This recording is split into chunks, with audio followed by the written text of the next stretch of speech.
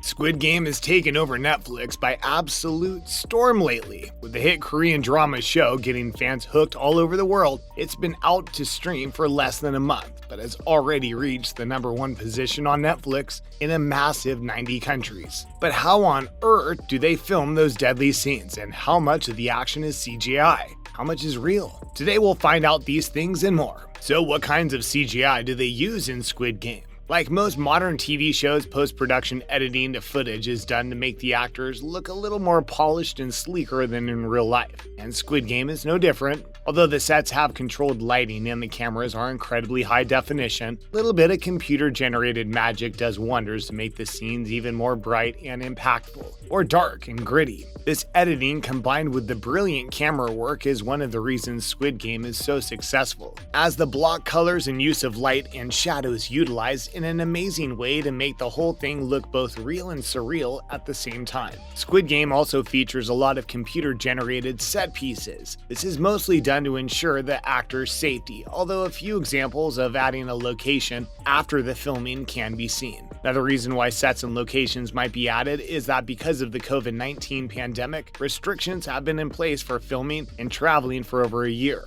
Because of this, large groups of the cast and crew would not have been able to travel to different locations, so building a closed set would have been a lot more practical. In addition to this, if the crew needs perfect lighting and conditions, it's much easier to achieve this in a closed set and then add it in the background digitally later on. This is because every single detail can be meticulously controlled from the lighting, temperature, and weather and sound. Which outdoor locations were secretly inside a studio? Well, one of the biggest scenes that we can think of is the scene of the final game. The action shot, showcasing the ultimate fight between Ji-hun and Sang-woo, looked to be taking place in a huge open space, desolate and barren, and fenced in with painted walls. The big landscape was only peppered with bits of brush and dust, the walls painted to match a desert view. In real life, however, the set was much smaller and surrounded by a blue screen so that the scene would be edited later for a more dramatic look. Despite the fact that the actors playing the scene were only in a small blue-screened room, the way they fought really looks as though they're fighting for their lives in a dystopian prison. Their performance really sold the scene combined with the computer-generated background. This location was used previously in the first game the participants played, the red light, green light game. The blue screen location was replaced digitally in post-production with the open plan warehouse with the painted walls to give the feeling of the participants being trapped, but also having the imagery as bleak and desolate. Definitely added to the confusion and unease that the players felt, and we felt tense and exposed along with them. The CGI is flawless. You really can't tell that they're in a studio set. Which of the dangerous stunts were helped along by computer-generated imagery? Quite a few of the complex stunts were made easier by CGI, as having actors fall hundreds of feet wouldn't be possible. Two of the deadly games in particular wouldn't be possible to shoot without special effects and CGI. We're going to take a closer look at those right now. Firstly, the tug of war game. Tug of war sounds easy, right? Well, in this case, you'd be completely mistaken.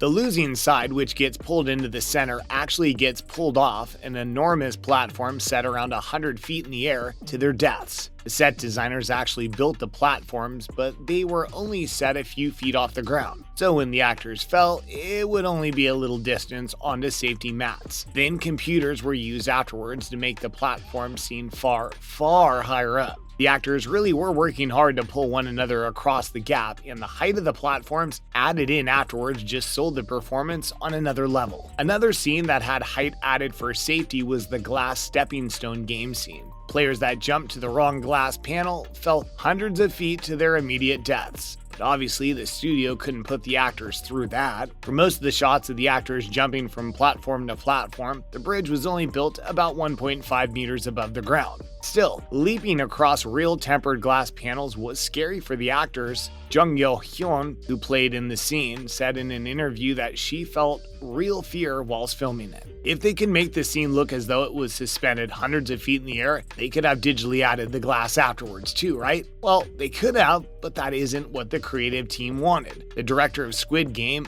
Hwang Dong deliberately chose to have the panels made of real glass to get more emotion out of his actors, he revealed in an interview. A mere 1.5 meters can make you frightened, and the real glass allowed the actors to express the unnoticed rigidity and fear of the body. Felt like really jumping off a high bridge. The game was real, they felt real fear, their bodies showed that fear. We think that set had the power of realism. The actors were harnessed up and dropped slowly and safely from the height, then the harnesses were removed in post-production and the footage was sped up. But what other behind-the-scenes secrets can we reveal about Squid Game? And are there going to be a second season of Squid Game? Don't go anywhere because we're about to dive into it now. What other behind-the-scenes secrets can we reveal about Squid Game? Well, we do have a few more little bits and pieces of info from behind the scenes we can share with you. Firstly, did you know that the giant doll used in the first game, Red Light Green Light, is actually real and was not built for the TV show? That's right. The terrifying murder doll actually lives in Jincheon County in South Korea,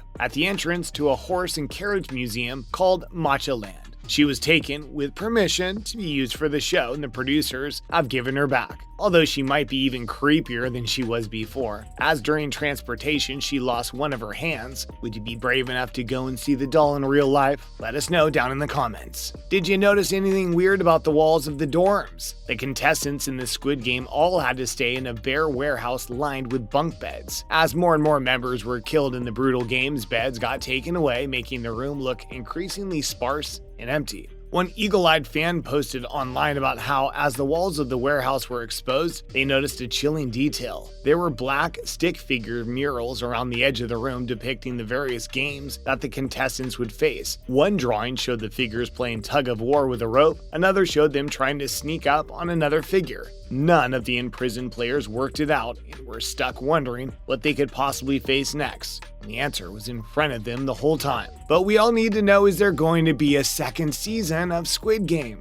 At the moment, we haven't heard anything yet. The creators would be up for a new series if they could get some extra hands on deck for writing scripts. With the success this season has made, it would be unusual for nothing else to come from the franchise. It could be that if there isn't a sequel that follows the same set of characters, we could get a prequel to see in depth how the Squid Game began in the first place. Or some kind of spin-off might be more realistic. Either way, we doubt this is the last we'll be seeing of this incredible show. You don't reach #1 in 90 countries and then never release any new media again. It's simply too successful and too popular for that. But what do you think of the CGI in Squid Game? Did you notice any of the digitally altered scenes while you were watching it? Let us know down in the comments and which number you would want to be if you were participating in a Squid Game. See you next time.